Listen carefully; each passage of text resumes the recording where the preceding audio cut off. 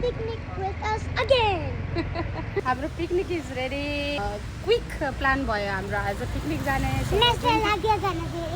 कति दिनदेखि ट्राई गरिरहेको थियौँ हामीले सानो फ्यामिली टाइपको दुईवटा फ्यामिली मिलेर पिकनिक गर्ने भनेर है कहिले नमिल्ने फाइनली आज चाहिँ मिल्यो अनि तर यति साँझ परिसकेको थियो कि गर्दा गर्दै उल्लुमाली सेन्ट्रल पार्कमा अनि हामी भेट भयो उहाँहरूको मेरो साथीको फ्यामिली र हामी मात्रै धेरैजना थिएन उहाँहरूको 4 जना हामी 4 जना जम्मा 8 जना थियौँ अनि चटपटे बनाउने प्लान थियो चटपटे घरबाट काटकुट पारेर लिएर गयौँ के गरेर यस्तो हतारमा मैले चटपटे मोले अनि यस्तो डिजास्टर चटपटे भयो मुख हाल्ने खालको भयो क्या मुख हाल्न मन नलाग्ने भयो क्या चटपटे चाहिँ अयो लेमन थोरै लगेछु मैले अमिलै पुगेन सो तर पिकनिक हो नि त पिकनिक अब रमाइलो हुन्छ स्वादभन्दा पनि अनि उहाँले चाहिँ चिकन रोल लिएर आइसकेको थियो मैले चाहिँ त्यही मेरो चिकन कटलेट अनि चटपटे अनि हल्का जुसहरू गरेर गऱ्यौँ खायौँ होइन तर भनौँ न ओभरअलमा त मजै भयो तर चटपटे हो माई गड चटपटे भयो अझ बेजति चटपटे भयो अनि यसरी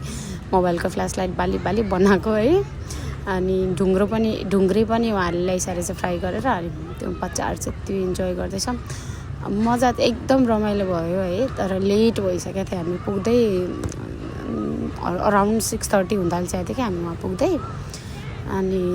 तै पनि होइन इभिनिङ भए पनि रमाइलो भयो यहाँ त अब हुने नै इभिनिङमा हो नि त अनि बच्चाहरूले पनि खाए सानो कान्छोले त खासै खाँदै खाएन उहाँको पनि कान्छो छोरीले खाएन मेरो पनि कान्छो छोरीले खाएन जेठोहरूले चाहिँ खाए अनि हामीले चाहिँ चियर्स गरेर खायौँ आथु गर्न मन लाग्ने भएको थियो क्या ओ माई गड तर पनि सबैले माया गरेर खाइसु है म मिठो बनाउँछु भनेर फुर्ती लाउँछु नि यति नमिठो भयो चटपटे माई गड अब नेक्स्ट टाइम म बनाउँदिनँ भनेको छु मैले उहाँलाई हजुर बनाएको छु अनि हस् भन्छ यो कहिले काहीँ रमाइलो हुन्छ नमिठो खाँदाखेरि पनि यिनीहरूलाई चाहिँ खानु पानी र जुस बढी पिइरहेछन् अनि यस्तो भत्रगोल भएको छ हाम्रो सबै सक्यो पिकनिक अनि अब हामी क्लिन गऱ्यौँ सब क्लिन गरेर डस्टबिनमा हालिदियौँ अनि त्यसपछि अलिअलि फोटोसोटो खिच्यौँ पोज हानेर होइन अनि त्यसपछि